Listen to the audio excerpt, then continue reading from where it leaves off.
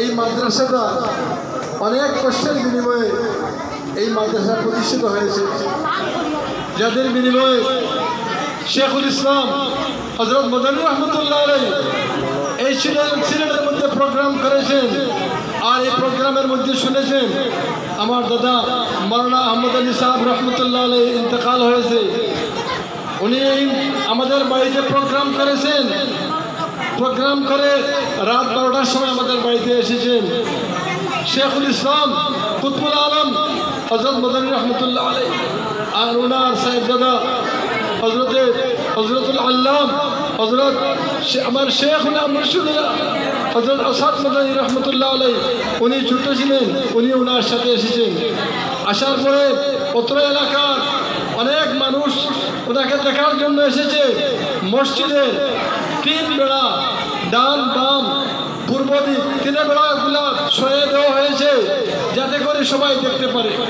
মদনী রহমতুল্লাহ আলাইহি ফজরের নামাজের পর সেখানে নসিহত করেছেন আর দোয়া করেছেন এই জায়গার জন্য, যে দোয়ার ফসল আমাদের দাদা রহমতুল্লাহ আলাইহি মাওলানা আহমদ আলী সাহেব রহমতুল্লাহ আলাইহি এবং আমার চাচা হযরত শেখ ইন্দিসুর রহমতুল্লাহ আলাইহি এবং আমার ওয়ালিদ সাহেব শেখ আব্দুল মঈদ রহমতুল্লাহ আলাইহি তাদের ফসলের অবদান এই মাদ্রাসা আপনার জামিয়া মীর কাদরুল বয়াসুল মাদ্রাসা, এই মাদ্রাসা অনেক কষ্টের বিনিময়ে রাত দিন খানি নাই, কোনো কিছু নাই, তাদের চেষ্টার বিনিময়ে এই মাদ্রাসাটা হওয়ার জন্য এই মাদ্রাসার জন্য চেষ্টা করেছেন।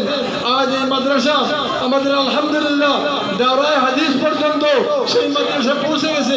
আমরা আল্লাহর দরবারে শুকরিয়া আদায় করি এই মাদ্রাসাকে আল্লাহ কবুল করতে, সবাই বলেন আমিন।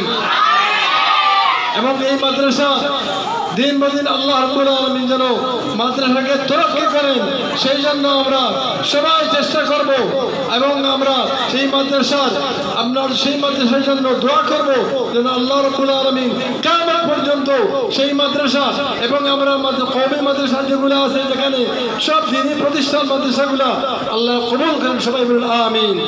আমাদের আকাবিন যারা দুনিয়াতে চলে গেছেন তাদের রূহে মাগফিরাতের জন্য দোয়া হবে। বুজুর্গারা দিন এখানে শহীদ আছে, আজকে আমাদের পাশে নাই, যদি তারা রুহে দেখতেছে, যদি তারা থাকতেন আর এই মাদ্রাসা দেখতেন যে মাদ্রাসা দাওরা হাদিস হয়েছে, আমার মনে হয় তাদের অন্তরের মধ্যে কত খুশি আসতো। যাই হোক, আজকে তাদের রুহ দেখতেছে, আমরা এই মাদ্রাসা দাওরা হাদিস পর্যন্ত আল্লাহ পাকে কবুল করেছেন।